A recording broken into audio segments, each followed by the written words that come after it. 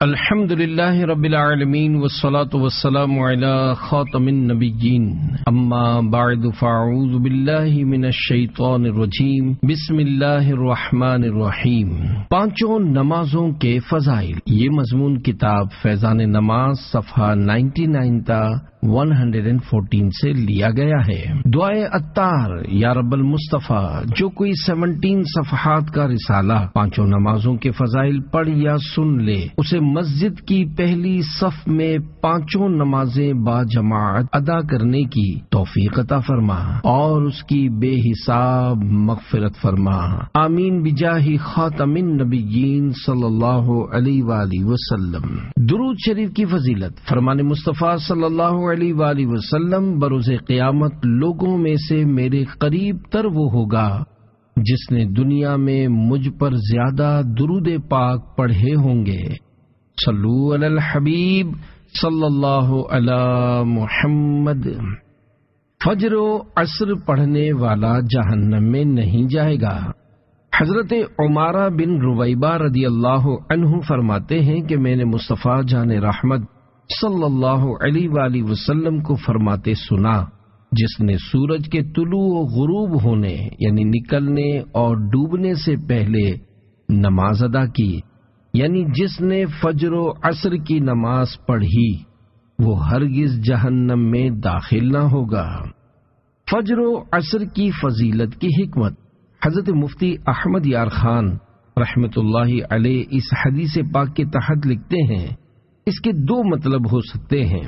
ایک یہ کہ فجر و عصر کی پابندی کرنے والا دوزخ میں ہمیشہ رہنے کے لیے نہ جائے گا، اگر گیا تو عارضی یعنی وقتی طور پر۔ لہذا یہ حدیث اس حدیث کے خلاف نہیں کہ بعض لوگ قیامت میں نمازیں لے کر آئیں گے مگر ان کی نمازیں اہل حقوق یعنی جن کے حقوق پامال کیے ہوں گے ان کو دلوا دی جائیں گی۔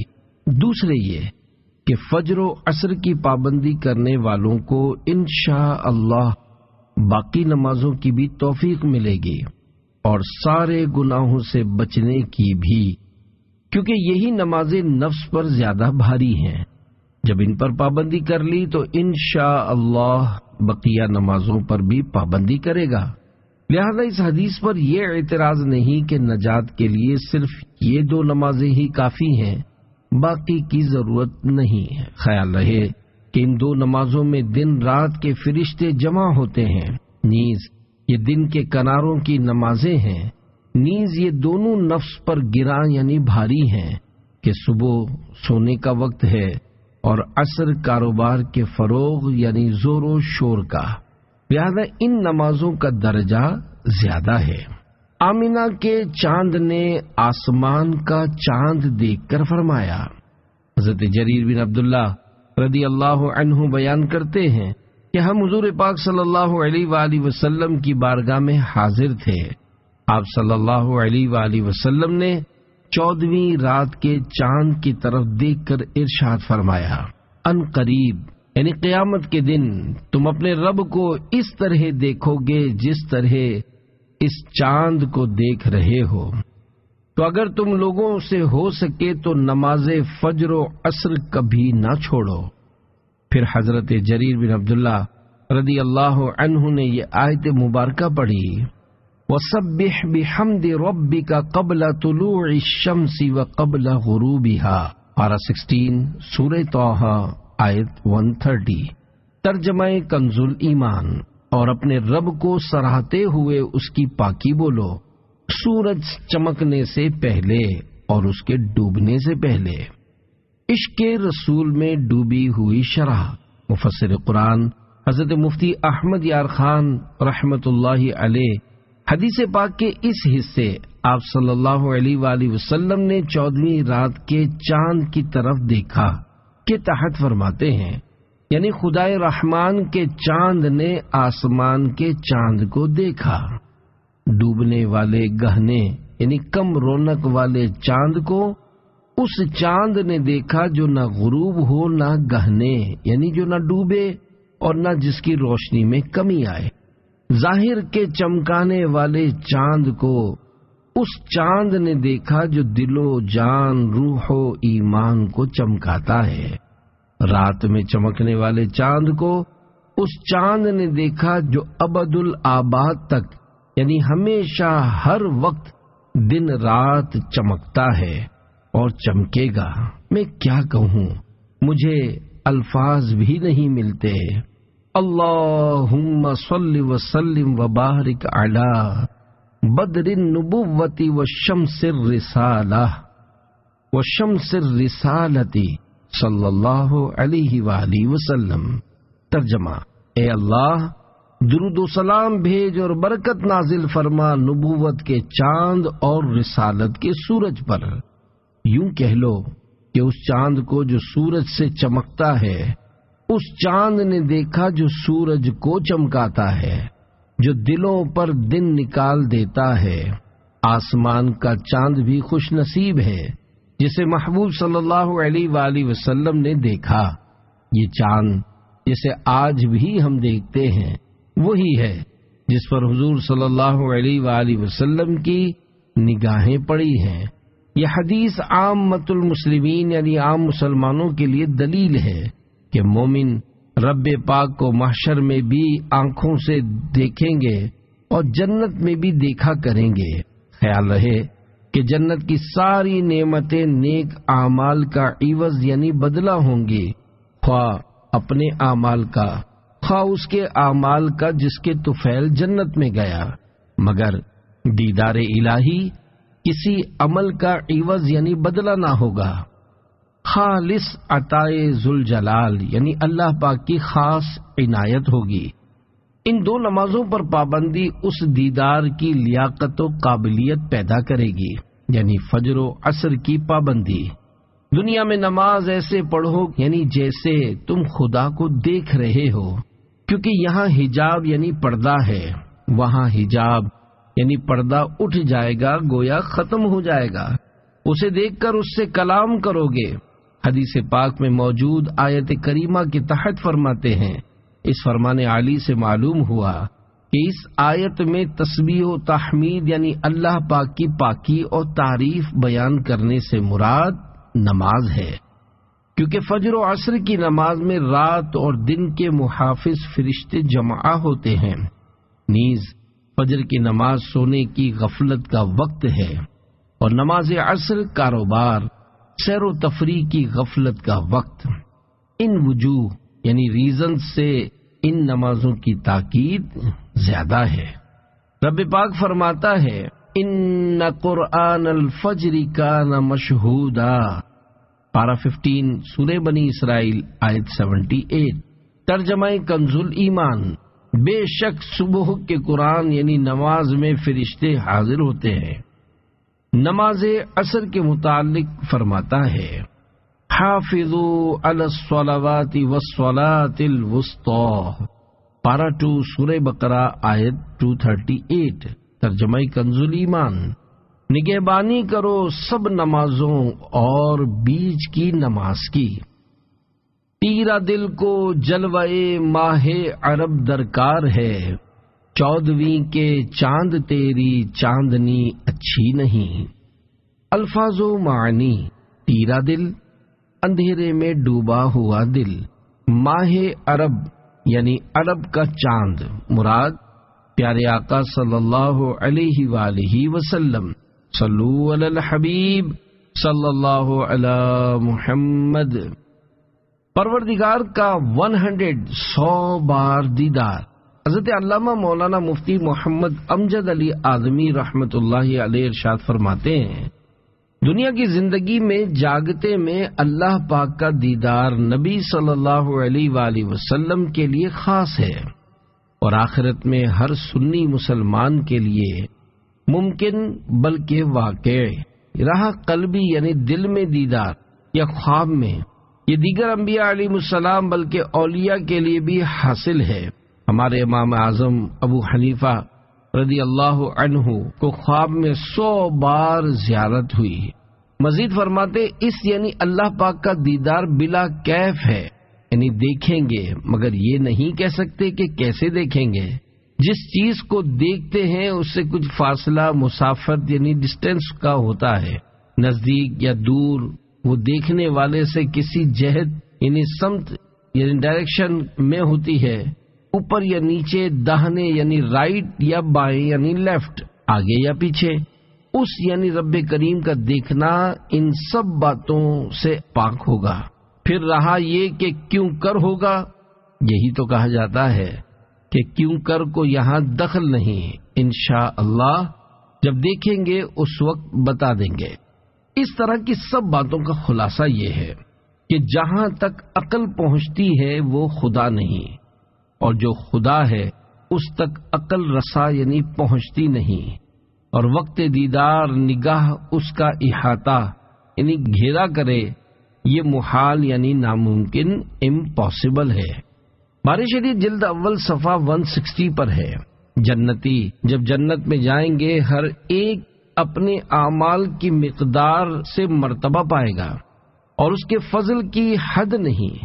پھر انہیں دنیا کی ایک ہفتے کی مقدار کے بعد اجازت دی جائے گی کہ اپنے پروردگار کی زیارت کریں، اور عرش الہی ظاہر ہوگا، اور رب پاک جنت کے باغوں میں سے ایک باغ میں تجلی فرمائے گا، اور ان جنتیوں کے لیے ممبر بچھائے جائیں گے، نور کے ممبر، موتی کے ممبر، یاقوت کے ممبر، زبرجد کے ممبر، سونے کے ممبر، چاندی کے ممبر، اور ان جنتیوں میں کا ادنا یعنی چھوٹے درجے کا مشک و کافور کے ٹیلے پر بیٹھے گا، اور ان میں ادنا کوئی نہیں۔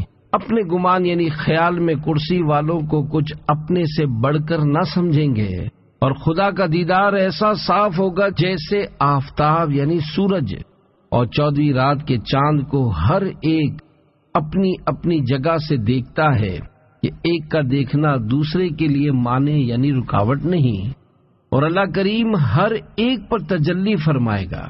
ان میں سے کسی کو فرمائے گا، اے فلاں بن فلاں، تجھے یاد ہے جس دن تو نے ایسا ایسا کیا تھا؟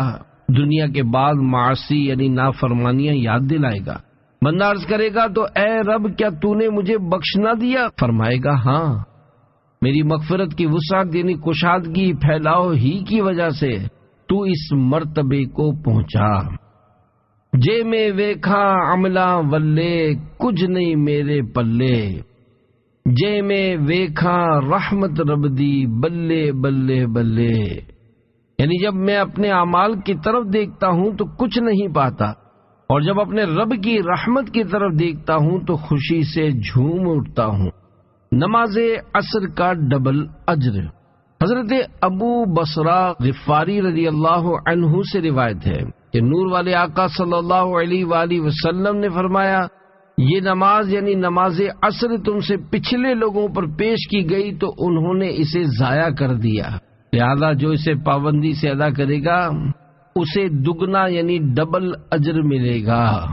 حضرت مفتی احمد یار خان رحمت اللہ علیہ اس حدیث پاک کے تحت لکھتے ہیں، یعنی پچھلی امتوں پر بھی نماز عصر فرض تھی مگر وہ اسے چھوڑ بیٹھے اور عذاب کے مستحق ہوئے، تم ان سے عبرت پکڑنا۔ دگنے اجر کی وجوہات کے مدنی پھول۔ پہلا اجر پچھلی امتوں کے لوگوں کی مخالفت کرتے ہوئے عصر کی نماز پر پابندی کی وجہ سے ملے گا، اور دوسرا اجر عصر کی نماز پڑھنے پر ملے گا جس طرح دیگر نمازوں کا ملتا ہے۔ پہلا اجر عبادت پر پابندی کی وجہ سے ملے گا، اور دوسرا اجر قناعت کرتے ہوئے خرید و فروخت چھوڑنے پر ملے گا، کیونکہ عصر کے وقت لوگ بازاروں میں کام کاج میں مصروف ہوتے ہیں۔ پہلا اجر عصر کی فضیلت کی وجہ سے ملے گا کیونکہ یہ صلاۃ وسطیٰ ہے یعنی درمیانی نماز ہے، اور دوسرا اجر اس کی پابندی سے کے سبب ملے گا۔ عمل ضبط ہو گیا۔ تابعی بزرگ حضرت ابو الملیح رحمت اللہ علیہ بیان کرتے ہیں، ایک ایسے روز کے بادل چھائے ہوئے تھے، ہم صحابی رسول حضرت بریدہ رضی اللہ عنہ کے ساتھ جہاد میں تھے۔ آپ نے فرمایا، نماز عصر میں جلدی کرو، کیونکہ سرکار دو عالم صلی اللہ علیہ وآلہ وسلم نے ارشاد فرمایا ہے کہ جس نے نماز عصر چھوڑ دی اس کا عمل ضبط ہو گیا۔ نماز عصر چھوڑنے کے عادی پر اندیشہ کفر حضرت مفتی احمد یار خان رحمت اللہ علیہ اس حدیث پاک کے تحت لکھتے ہیں، غالباً عمل سے مراد وہ دنیاوی کام ہے جس کی وجہ سے اس نے نماز عصر چھوڑی، اور ضبطی سے مراد اس کام کی برکت کا ختم ہونا ہے، یا یہ مطلب کہ جو عصر چھوڑنے کا عادی ہو جائے اس کے لیے اندیشہ یعنی خطرہ ہے کہ وہ کافر ہو کر مرے، جس سے اعمال ضبط یعنی برباد ہو جائے۔ البتہ اس کا مطلب یہ نہیں کہ عصر چھوڑنا کفر و ارتداد ہے۔ خیال رہے کہ نماز عصر کو قرآن کریم نے بیچ کی نماز فرما کر اس کی بہت تاکید فرمائی، نیز اس وقت رات و دن کے فرشتوں کا اجتماع یعنی جمع ہونا ہوتا ہے، اور یہ وقت لوگوں کی سیر و تفریح، تجارتوں کے فروغ یعنی بڑھنے اور مصروفیت کا وقت ہے، اس لیے اکثر لوگ عصر میں سستی کر جاتے ہیں۔ ان وجوہ یعنی ریزن سے قرآن شریف نے بھی عصر کی بہت تاکید فرمائی اور حدیث شریف نے بھی۔ 40 منٹ پہلے تیاری۔ حکایت، عارف باللہ ابو العباس حریسی رحمت اللہ علیہ نماز عصر کی تیاری اس وقت سے شروع کر دیتے جب ظہر کا وقت ختم ہونے میں 40 منٹ باقی ہوتے۔ آپ کی تیاری کا طریقہ یہ ہوتا کہ نگاہیں جھکائے مراقبے میں مشغول ہو جاتے اور وسوسوں سے استغفار کرتے رہتے، اور ایسا اس لیے کرتے تاکہ آپ پر عصر کا وقت اس حالت میں آئے کہ بارگاہ الہی میں حاضری سے آپ کے سامنے کوئی رکاوٹ نہ ہو۔ ایک بیان نے کئی نمازی بنا دیے۔ پیارے پیارے اسلامی بھائیوں، نمازوں کی اہمیت اپنے دلوں میں اجاگر کرنے، ہر نماز اہتمام کے ساتھ اپنے وقت کے اندر باجماعت پڑھنے اور دوسروں کو نماز کے لیے تیار کرنے کی سوچ بنانے کے لیے دعوت اسلامی کے دینی ماحول سے منسلک رہیے۔ آئیے نمازی بنانے کے متعلق ایک مدنی بہار سنتے ہیں۔ وزیر آباد پنجاب کے اسلامی بھائی اس وقت اسکول کے طالب علم تھے۔ کسی مبلغ دعوت اسلامی نے مکتبۃ المدینہ سے جاری ہونے والے بیان کا کیسٹ بے نمازی کی سزائیں پیش کیا۔ ان کے بقول گھر میں والد صاحب کے علاوہ کوئی نماز نہیں پڑھتا تھا۔ بہرحال انہوں نے وہ کیسٹ گھر میں چلا دیا۔ والد صاحب نے بھی وہ بیان سنا اور گھر والوں کو بار بار اس بیان کو سننے کی ترغیب دی۔ اس بیان کی برکت سے اس اسلامی بھائی کے گھر والے نمازی بن گئے، غوث پاک رحمت اللہ علیہ کے مرید بھی بنے۔ پھر ایک وقت وہ آیا کہ الحمدللہ ان کے گھر میں اسلامی بہنوں کا ہفتہ وار سنتوں بھرا اجتماع بھی ہونے لگا۔ ان کے بھائی دعوت اسلامی کے نعت خواں بھی بنے اور جامعۃ المدینہ میں درس نظامی کے طالب علم بھی، جبکہ ان کے 2 چچا زاد بھائی دعوت اسلامی کے مدرسۃ المدینہ میں حفظ قرآن کی سعادت پانے لگے۔ یقیناً مقدر کا وہ ہے سکندر جسے خیر سے مل گیا مدنی ماحول۔ صلو علی الحبیب صلی اللہ علی محمد۔ اہل و عیال اور مال برباد ہو گئے۔ صحابی ابن صحابی حضرت عبداللہ بن عمر رضی اللہ عنہما سے روایت ہے کہ اللہ پاک کے پیارے رسول صلی اللہ علیہ وآلہ وسلم نے ارشاد فرمایا، جس کی نماز عصر نکل گئی، یعنی جو جان بوجھ کر نماز عصر چھوڑے، گویا اس کے اہل و عیال و مال وطر ہو یعنی چھین لیے گئے۔ وطر کا مطلب حضرت علامہ محمد ابو سلیمان خطابی شافعی رحمت اللہ تعالی علیہ فرماتے ہیں، وطر کا معنی ہے نقصان ہونا یا چھن جانا۔ پس جس کے بال بچے اور مال چھن گئے یا اس کے نقصان ہو گیا، گویا وہ اکیلا رہ گیا۔ لہذا نماز کے فوت ہونے سے انسان کو اس طرح ڈرنا چاہیے جس طرح وہ اپنے گھر کے افراد اور مال و دولت کے جانے یعنی برباد ہونے سے ڈرتا ہے۔ میت کو قبر میں سورج ڈوبتا ہوا معلوم ہوتا ہے۔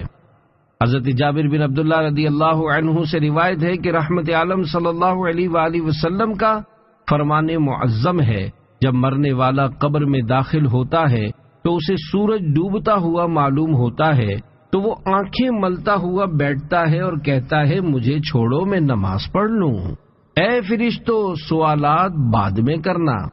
حکیم الامت حضرت مفتی احمد یار خان رحمت اللہ علیہ حدیث پاک کے اس حصے سورج ڈوبتا ہوا معلوم ہوتا ہے کہ تحت فرماتے ہیں یہ احساس منکر نکیر کے جگانے پر ہوتا ہے، خواہ دفن کسی وقت ہو، چونکہ نماز عصر کی زیادہ تاکید ہے اور آفتاب یعنی سورج کا ڈوبنا اس کا وقت جاتے رہنے کی دلیل ہے، اس لیے یہ وقت دکھایا جاتا ہے۔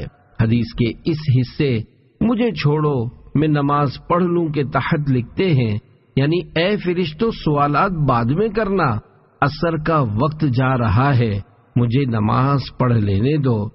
یہ وہی کہے گا جو دنیا میں نماز عصر کا پابند تھا، اللہ نصیب کرے۔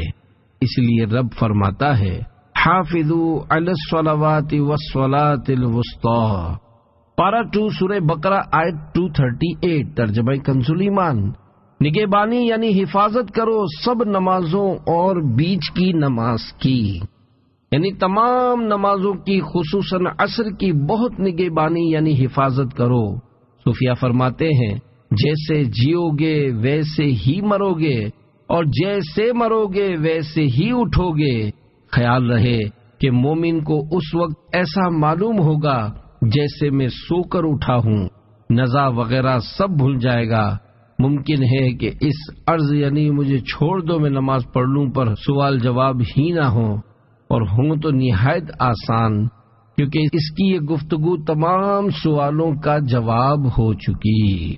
کیا پوچھتے ہو مجھ سے نکیرین لحد میں، لو دیکھ لو دل چیر کے ارمان محمد صلی اللہ علیہ وآلہ وسلم۔ تقسیم رزق کے اوقات۔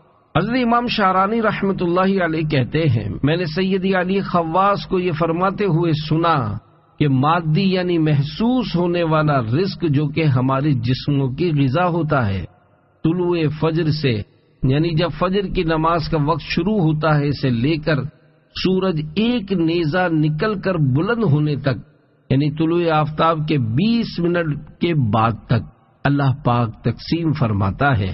اور روح کی غذا یعنی مانوی رزق جو کہ دکھائی نہیں دیتا، یعنی دل و دماغ کا سکون جس پر مبنی ہوتا ہے، عصر کی نماز کے بعد سے غروب آفتاب تک تقسیم فرماتا ہے۔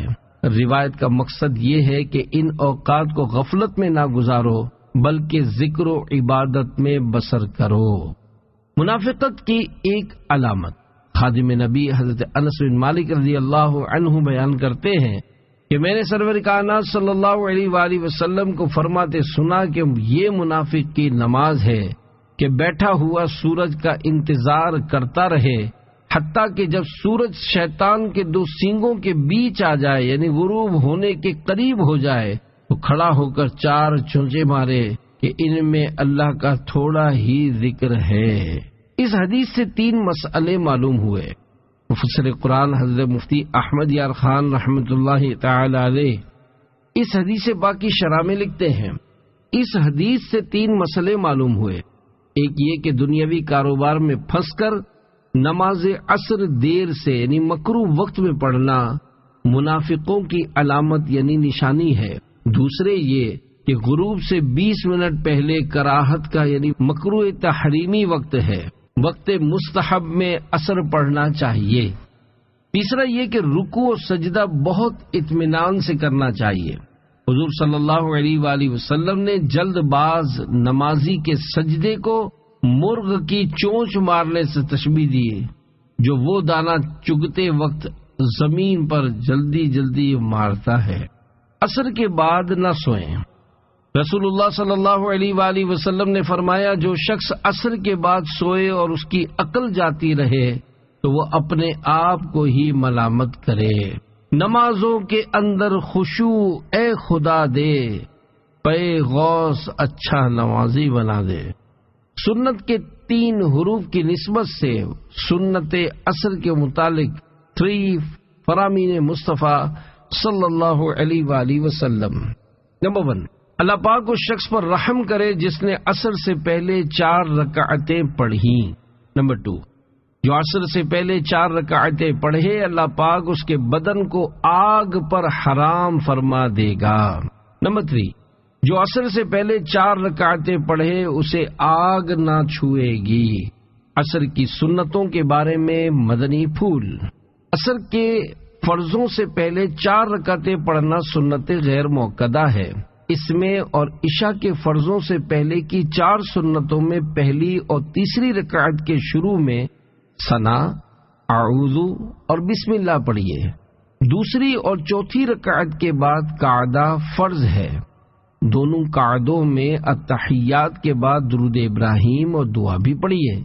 4 غیر مؤکدہ سنتیں شروع کرنے کے بعد جماعت کھڑی ہو جانے کی صورت میں 2 رکعتوں پر سلام پھیر کر جماعت میں شامل ہو جائیے، مگر ظہر و جمعہ کی سنت قبلیہ یعنی فرضوں سے پہلے پڑھی جانے والی 4 سنتوں میں 4 رکعت پوری کر لیجئے۔ اس مسئلے کی تفصیلی معلومات فتاوی رضویہ جلد 8 صفحہ 129 تا 136 پر دیکھی جا سکتی ہے۔ مغرب کی نماز کے فضائل، مقبول حج و عمرہ کا ثواب۔ خادم نبی حضرت انس رضی اللہ عنہ سے روایت ہے کہ سرکار مدینہ صلی اللہ علیہ وآلہ وسلم کا فرمان عالی شان ہے، جس نے مغرب کی نماز جماعت کے ساتھ ادا کی، اس کے لیے مقبول حج و عمرہ کا ثواب لکھا جائے گا، اور وہ ایسا ہے گویا جیسے اس نے شب قدر میں قیام کیا۔ مغرب کے فرضوں کے بعد 6 رکعتیں۔ 2 فرامین مصطفیٰ صلی اللہ علیہ وآلہ وسلم۔ نمبر 1، جو شخص مغرب کے بعد 6 رکعتیں پڑھے اور ان کے درمیان کوئی بری بات نہ کہے تو 12 برس کی عبادت کے ثواب کے برابر کی جائیں گی۔ نمبر 2، جو مغرب کے بعد 6 رکعتیں پڑھے اس کے گناہ بخش دیے جائیں گے اگرچہ سمندر کے جھاگ برابر ہوں۔ نماز اوابین کا طریقہ، مغرب کی 3 رکعت فرض پڑھنے کے بعد 6 رکعت ایک ہی سلام سے پڑھیے۔ ہر 2 رکعت پر قعدہ کیجیے اور اس میں التحیات، درود ابراہیم اور دعا پڑھیے۔ پہلی، تیسری اور 5ویں رکعت کی ابتدا میں ثنا، تعوذ اور تسمیہ یعنی اعوذ اور بسم اللہ بھی پڑھیے۔ 6ٹھی رکعت کے قعدے کے بعد سلام پھیر دیجیے۔ پہلی 2 رکعتیں سنت مؤکدہ ہوئیں اور باقی 4 نوافل۔ یہ ہے اوابین یعنی توبہ کرنے والوں کی نماز۔ چاہیں تو 2 رکعت کر کے بھی پڑھ سکتے ہیں۔ بحر شریعت جلد اول صفحہ 666 پر ہے۔ بعد مغرب 6 رکعتیں مستحب ہیں، ان کو صلاۃ الاوابین کہتے ہیں۔ خواہ یعنی چاہیں تو 1 سلام سے سب پڑھے یا 2 سلام سے یا 3 سے اور 3 سلام سے، یعنی ہر 2 رکعت پر سلام پھیرنا افضل ہے۔ صلو علی الحبیب صلی اللہ علی محمد۔ مغرب و عشاء کے درمیان عبادت کا ثواب۔ حضرت عمر بن ابو خلیفہ رحمت اللہ علیہ بیان کرتے ہیں، ہم نے حضرت عطا خراسانی رحمت اللہ علیہ کے ساتھ نماز مغرب ادا کی۔ نماز کے بعد جب ہم واپس ہونے لگے تو آپ نے میرا ہاتھ پکڑ کر فرمایا، مغرب و عشاء کے اس درمیانی وقت سے لوگ غافل ہیں۔ یہ نماز اوابین یعنی توبہ کرنے والوں کی نماز کا وقت ہے۔ جس نے اس دوران نماز کی حالت میں قرآن کریم کی تلاوت کی گویا وہ جنت کی کیاری میں ہے۔ عشاء کی نماز کے فضائل۔ منافقوں پر نماز فجر و عشاء بھاری ہے۔ حضرت ابو ہریرہ رضی اللہ عنہ سے روایت ہے، تاجدار مدینہ صلی اللہ علیہ وآلہ وسلم کا فرمان عبرت نشان ہے، سب نمازوں میں زیادہ گراں یعنی بوجھ والی منافقوں پر نماز عشاء و فجر ہے، اور جو ان میں فضیلت ہے اگر جانتے تو ضرور حاضر ہوتے، اگرچہ سرین یعنی بیٹھنے میں بدن کا جو حصہ زمین پر لگتا ہے اس کے بل گھسٹتے ہوئے یعنی جیسے بھی ممکن ہوتا آتے۔ شرح حدیث۔ حضرت مفتی احمد یار خان رحمت اللہ علیہ اس حدیث پاک کی شرح میں لکھتے ہیں، کیونکہ منافق صرف دکھلاوے کے لیے نماز پڑھتے ہیں اور وقتوں میں تو تاخیر یعنی جیسے تیسے پڑھ لیتے ہیں، مگر عشاء کے وقت نیند کا غلبہ، فجر کے وقت نیند کی لذت انہیں مست کر دیتی ہے، اخلاص و عشق تمام مشکلوں کو حل کرتے ہیں، وہ ان میں ہے نہیں، لہذا یہ 2 نمازیں انہیں بہت گراں یعنی بہت بڑا بوجھ معلوم ہوتی ہیں۔ اس سے معلوم ہوا کہ جو مسلمان ان دو نمازوں میں سستی کرے وہ منافقوں کے سے کام کرتا ہے۔ منافقین عشاء و فجر میں آنے کی طاقت نہیں رکھتے۔ تابعی بزرگ حضرت سعید بن مسیب رحمۃ اللہ علیہ سے مروی ہے کہ سرور دو جہان صلی اللہ علیہ وآلہ وسلم کا فرمان عبرت نشان ہے، ہمارے اور منافقین کے درمیان علامت یعنی پہچان عشاء و فجر کی نماز میں حاضر ہونا ہے، کیونکہ منافقین ان نمازوں میں آنے کی طاقت نہیں رکھتے۔ حدیث میں کون سے منافق مراد ہیں؟ حضرت علامہ عبد الرؤف مناوی رحمۃ اللہ علیہ لکھتے ہیں، اس حدیث میں بیان کردہ منافق سے مراد دور رسالت کے بدترین کفار نہیں ہیں جو خود کو جھوٹ موٹ مسلمان ظاہر کرتے تھے مگر دل سے کافر تھے، بلکہ یہاں مراد منافق عملی ہے جو کہ حقیقت میں مسلمان ہے۔ حدیث کے اس حصے منافقین ان نمازوں میں آنے کی طاقت نہیں رکھتے سے مراد ہے ہم ان نمازوں کو چستی کے ساتھ اور خوشی خوشی ادا کرتے ہیں۔ ہمیں ان دونوں نمازوں کو باجماعت ادا کرنے کے لیے مسجد آنے میں کوئی مشقت نہیں ہوتی، جبکہ منافقین پر یہ نمازیں بھاری ہیں، اس لیے وہ انہیں بشاشت یعنی خوشی اور چستی کے ساتھ ادا کرنے کی طاقت نہیں رکھتے۔ آگے چل کر فرماتے ہیں، واضح رہے کہ منافق عملی عبادت قائم کرنے کے لیے نہیں بلکہ عادت کی وجہ سے نماز پڑھتا ہے، اور چونکہ اس کا نفس نماز پڑھنے کو ناپسند کرتا ہے اس لیے وہ سب کے ساتھ نہیں بلکہ اپنے گھر میں تنہا نماز پڑھتا ہے۔ آگے مزید تحریر کرتے ہیں، بعض عارفین یعنی اللہ پاک کی پہچان رکھنے والوں کا قول ہے، نماز فجر با جماعت پابندی سے پڑھنے سے دنیا کے مشکل کام آسان ہو جاتے ہیں۔ نماز عصر و عشاء میں جماعت کی پابندی سے زہد پیدا ہوتا یعنی دنیا سے بے رغبتی نصیب ہوتی ہے، خواہشات کی پیروی سے نفس باز رہتا ہے۔ نماز عشاء سے پہلے سونا، حضور اکرم صلی اللہ علیہ وآلہ وسلم فرماتے ہیں، جو نماز عشاء سے پہلے سوئے اللہ پاک اس کی آنکھ کو نہ سلائے۔ امیر المومنین حضرت عمر فاروق اعظم رضی اللہ عنہ نے اپنے حکام کو ایک فرمان لکھا جس میں یہ بھی ہے کہ جو عشاء سے پہلے سو جائے خدا کرے اس کی آنکھیں نہ سوئیں، جو سو جائے اس کی آنکھیں نہ سوئیں، جو سو جائے اس کی آنکھیں نہ سوئیں۔ سیدنا فاروق اعظم رضی اللہ عنہ کے فرمان کے متعلق مفتی احمد یار خان رحمت اللہ علیہ لکھتے ہیں، جناب فاروق اعظم رضی اللہ عنہ کی یہ دعائے ضرر اظہار غضب یعنی ناراضی ظاہر کرنے کے لیے ہے۔ خیال رہے کہ نماز عشاء سے پہلے سو جانا اور عشاء کے بعد بلا ضرورت جاگتے رہنا، یہ دونوں ہی کام سنت کے خلاف اور نبی صلی اللہ علیہ وآلہ وسلم کو ناپسند ہے، لیکن نماز سے پہلے سو کر نماز ہی نہ پڑھنا اور ایسے ہی عشاء کے بعد جاگ کر فجر قضا کر دینا حرام ہے، کیونکہ حرام کا ذریعہ بھی حرام ہوتا ہے۔ عشاء سے قبل سونا مکروہ ہے، باہر شریعت میں ہے۔ دن کے ابتدائی حصے میں سونا یا مغرب و عشاء کے درمیان میں سونا مکروہ ہے۔ عشاء کے بعد گفتگو کرنے کی 3 صورتیں۔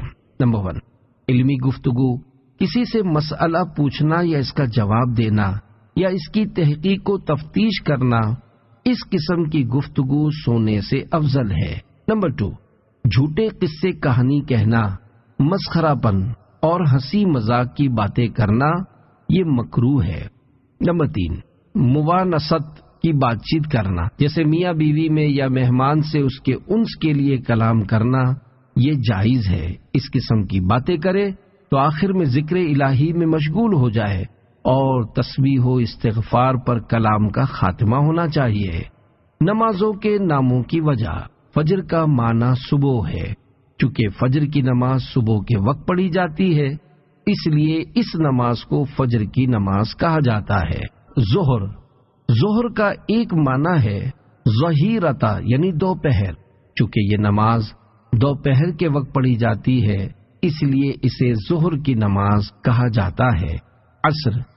عصر کا معنی دن کا آخری حصہ، چونکہ یہ نماز اسی وقت میں ادا کی جاتی ہے اس لیے اس نماز کو عصر کی نماز کہا جاتا ہے۔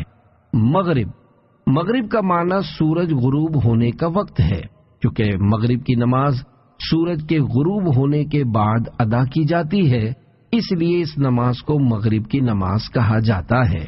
عشاء کے لغوی معنی رات کی ابتدائی تاریکی کے ہیں، چونکہ یہ نماز اندھیرا ہو جانے کے بعد ادا کی جاتی ہے اس لیے اس نماز کو عشاء کی نماز کہا جاتا ہے۔ تو پانچوں نمازوں کا پابند کر دے، پے مصطفیٰ ہم کو جنت میں گھر دے، صلو علی الحبیب صلی اللہ علی محمد۔